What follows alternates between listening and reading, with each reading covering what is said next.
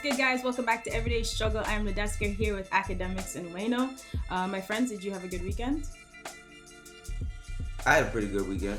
Didn't do much. I traveled a bit, very slightly. You didn't do much, but you also traveled a bit. Please explain, Wayno. How does that work? I mean, I went to Atlanta, but I didn't do anything. I wasn't at Boosie's party and nothing like that.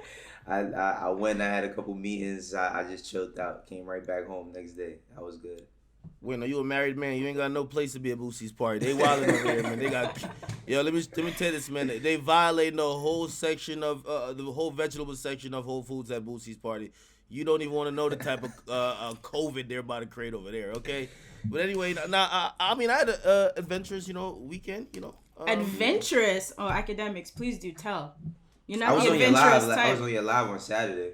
Oh, word? I pulled up to the beach, I've been out in the streets. Like, come on, man. I'm out here, man. COVID ain't stopping me. I'm out in the streets. I'm sorry. I'm out in the streets. I ain't gonna lie to you. To be truthful, I want to keep it really true with y'all. Last night, I was in the trenches. I kid you not. I was in the trenches. No, for real. That's facts. I was in the trenches last night. Which trenches, Akademiks? Yeah.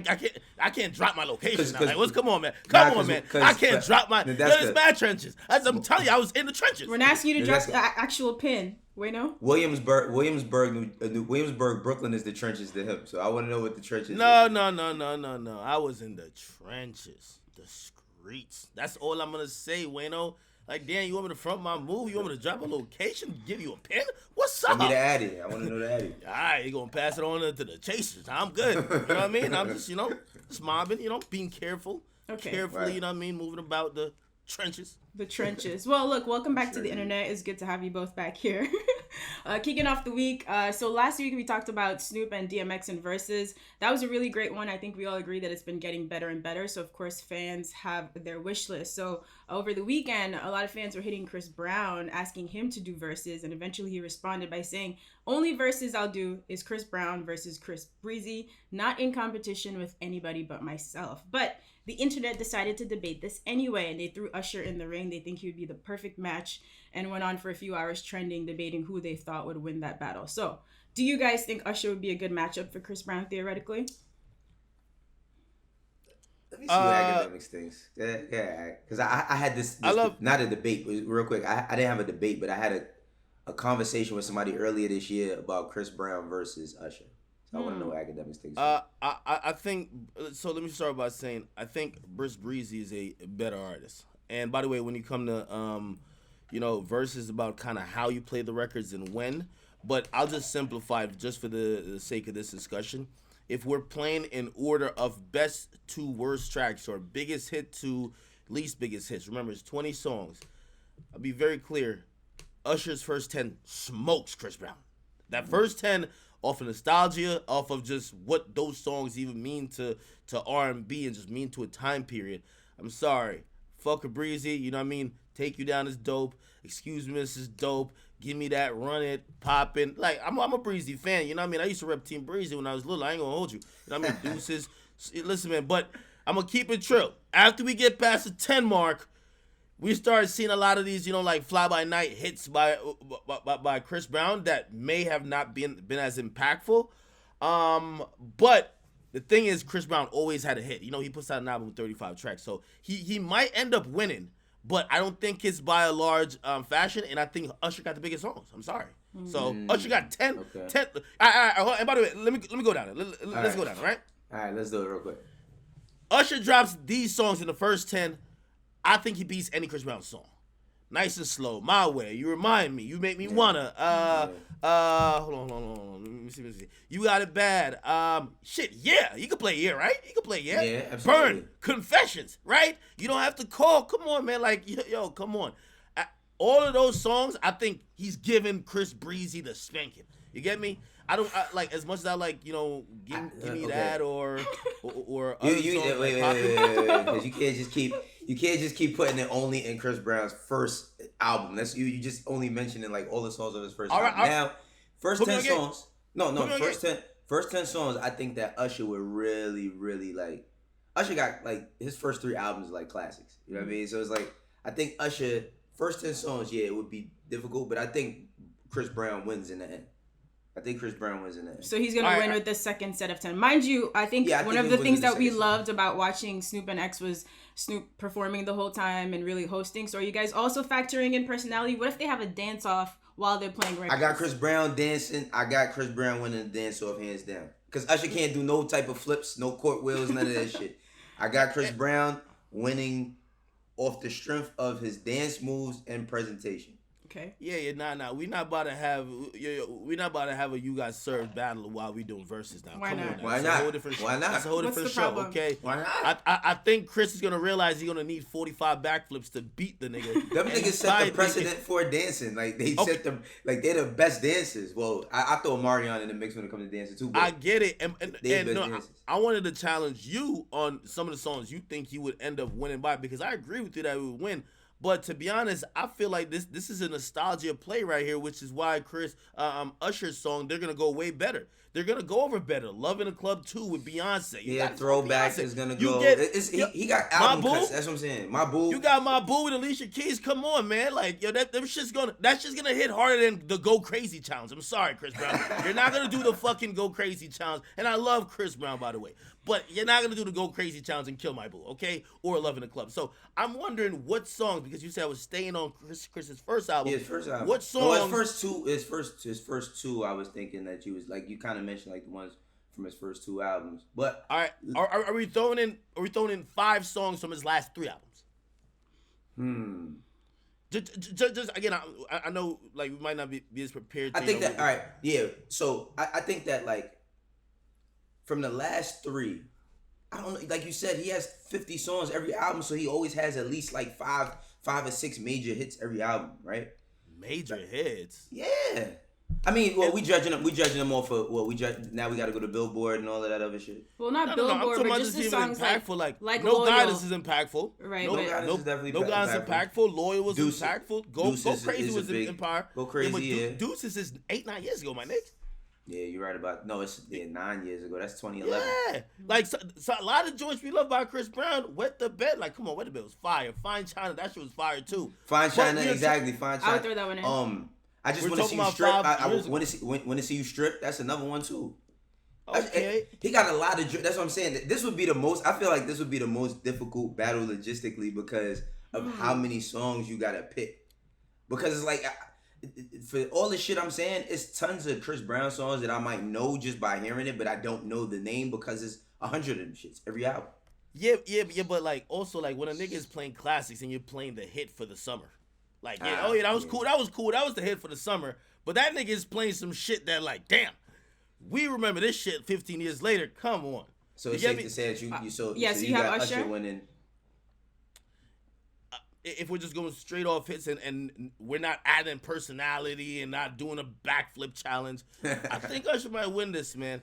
But what if you add that? I do not see both of them in a studio just sitting down and playing records. I don't think they could do that. Also, let me add one caveat, because listen, I'm still Team Breezy. Don't think I trade on y'all. If this was 40 songs, Chris Brown smokes them. Like, once we start getting to the extended bag, I got that nigga. So you think it takes 40 for Chris Brown to compete? No, not compete. I think Chris has so many hits. Maybe not all of them end up being like either mega hits or mega impactful, but he has more hits. His career has spanned, at least in he's had a longer music. I feel like he's had a longer music run only because a lot of shit. Like I feel like after what was that? After Confessions, like when he was making like There Goes My Baby and all that even There Goes My Baby, that's a classic record. But I think like it kind of dipped a bit. Chris Brown still like after he dropped that weird ass album with the Transformer shit, he got right back on track after that, and he's had a longer lifespan. Again, so if we add in all the theatrical and BS, of course, like it's kind of like a street battle at that point. They might fucking do a backflip, a cartwheel. They might start spinning on their head on some. Why is it BS to you though? What's the problem? It's part no. of art. All right. Let's call it entertainment. Let's call it entertainment. I'll give that Breezy's gonna win with all the entertainment factor. Plus, he's a funny motherfucker. However, I will just say when it comes to Usher, I know we all probably would say Chris Brown danced better, but let's not forget that motherfucking VMA performance in 2004 when this nigga Usher was dancing in the fucking rain on stage and the glass broke and he was singing that confession song. That shit was crazy. I mean, one of the best performances ever. Let's not forget when Chris Brown was on tour and had the stage that flipped sideways and he was dancing on that shit either. Like, yeah, I ain't gonna lie. Still to this day, when he fucking did the front flip and he landed on beat, oh my god. On March Madness, exactly. Oh my god. All right, so last question for you guys, real quick one. Is there anyone else you would consider matching up against Chris Brown? Is there even a close number 2 after Usher? No way? Nah. I don't. Even the Usher too. I don't think that there's anybody that you put in a versus with him other than Chris Brown or vice versa. I don't think anybody else could get in there with him. Trying to think, I can't think of one. All right. I think, in the order of like the best R&B people, like they're like up there. Okay. Yeah, absolutely. So last week or 2 weeks ago, Logic announced that he was going to retire and focus on just being a great dad. So his 6th album called No Pressure dropped last week, which means in theory he's officially retired. So shortly after the album came out, we got a Billboard interview with him where he said he decided to retire from rap because he was over it, but not in a negative way. Then he goes on to elaborate, saying that all the media criticism really did get to him. He said, "Those are the people that made me feel bad about myself. The people that made me want to kill myself at times. Those are the people who made me depressed and told me I'll never be good enough." So he went on to say that, they treated him like he was, quote, "I'm a white passing corny rapper," and because he likes sci-fi and all that other stuff, they thought he was weird. But he did get love and validation from artists like RZA, Killer Mike, and Wu-Tang, who he expects. And there was a clip that kind of went viral during the retirement speech. He, of course, got a little bit emotional, understandably, and showed a lot of love to artists like Drake, Kendrick, and Cole, who he feels like have been there for him. It's kind of sad that this is a big part of the reason. Do you guys feel like the media has been unnecessarily harsh when it comes to Logic, even on this show? Absolutely. I think that the media has been harsh to him, but I think that's just because, like, a lot of times they don't understand the music that he's making. I feel like his first album, Under Pressure, that's the album I really liked from him. I didn't really get into no music after that. And I love sci-fi and all that other shit too, but, like, I don't really want to hear raps with that. And I'm not knocking, like, him implementing that into his music because he just had a different type of message. But I think after that first album is where he really got to, like, do what he wanted to do. That first, a lot of people, and I don't, but a lot of people compared his first album to almost Good Kid, Mad City. You know what I mean? And I thought that was crazy, but, like, his rapping on there is really fucking good. Like, he has a lot of good rapping on there. After that, I feel like once he got his foot in, then he did his own thing. And hip-hop is super unforgiving. And it's like, the cool thing in hip-hop is the joke on everything.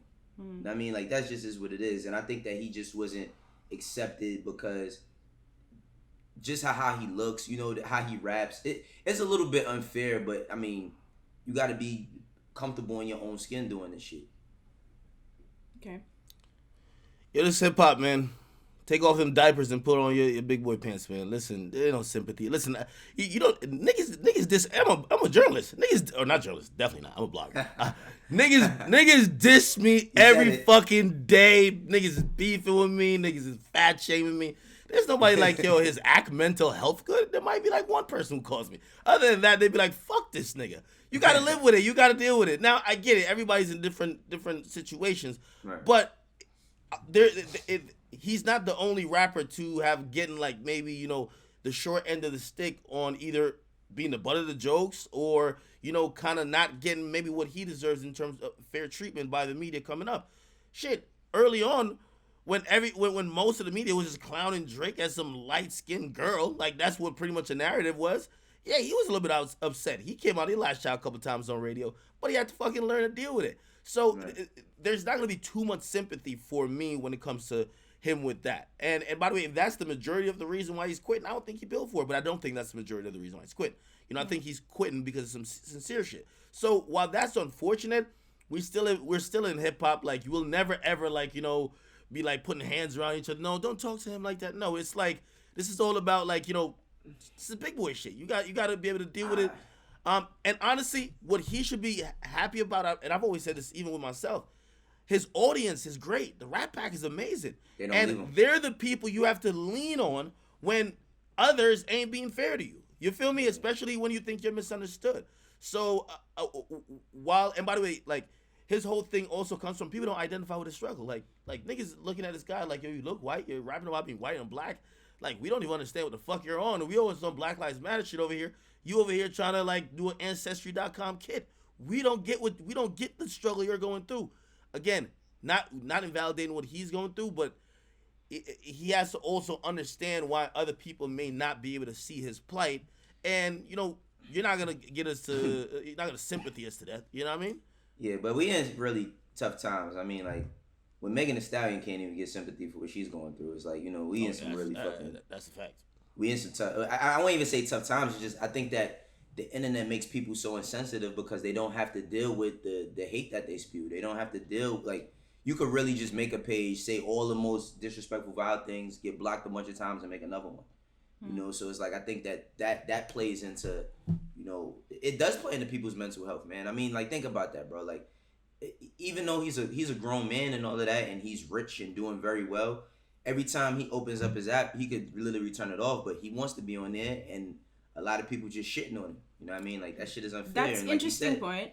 Where, you know, because a lot of people do say that. It's just the internet. It's just Twitter. Turn it off. But then as an artist, they tell you how important social media is to your career. You know, it makes us feel like we're part of a community. So I don't understand how there's sometimes no understanding that people being bullying and being aggressive online, it can absolutely get to you. I feel like we definitely have no sympathy when it comes to that, unfortunately. Yeah, I mean, the fucked up thing about it is also, it's like, you just gotta, I just be looking at it like this, man. Like, most of the people that say that shit, if they meet you or saw you, they usually don't act like that. We've been at so many public functions. I'm pretty sure a lot of people that don't fuck with me and fuck with Act, that say crazy shit in my comments, when they see me, they just be like, oh, what's up, Wayno? Like, you know, so you just gotta take it like that. That's a fucking fact. Yo, I ain't gonna lie. Even yesterday, before I head into the trenches, you get me? You know, feel me? I had to check in real quick. But I'm at, you know, very public place. I'm walking through with a couple of dudes. This is real story. Now, I'm walking through, like, we're leaving. Yo, mad positive vibes. I probably took a good, like, 50 pictures. You feel me? Mm-hmm. Everybody's, yo, Act, we fuck with you, blah, blah, blah. I'm leaving. I see a couple of my fan pages and be like, yo, Act, be careful. There's this one nigga who just tweeted out that he just saw you at some place. And he said, it's on Twitter. Said, him and his homeboys finna jump you. I look at the thing and I click on the guy's face. I said, yo, this nigga was all smiles. Like, right. It was all smiles. Right, but, you know, again, you know, online you can say something else.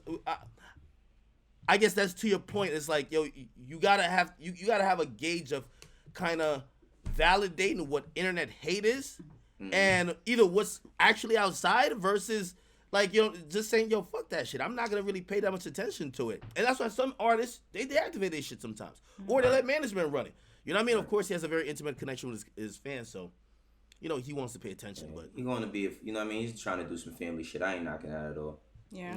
I have to say, Akademiks, I'm like always impressed with how you handle the internet. Like, deeply and truly impressed that you let that shit just roll off your back and you keep doing your thing. Got it. You know what I mean? Hey, listen.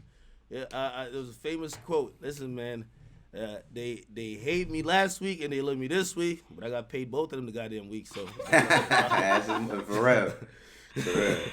That's the problem. All right, so we wish the best to Logic. Let's see if he actually retires. You know, rappers have a history of you know, circling back when things feel a little bit better. But he's put in enough work. He at least deserves a long break. Let's do a couple fan questions, guys. It's been a long time since we've done some of these. So our first one: when an artist is as hot as Lil Baby on a label like QC, where there are other great artists, do you think that can build friction amongst label mates, like some type of jealousy?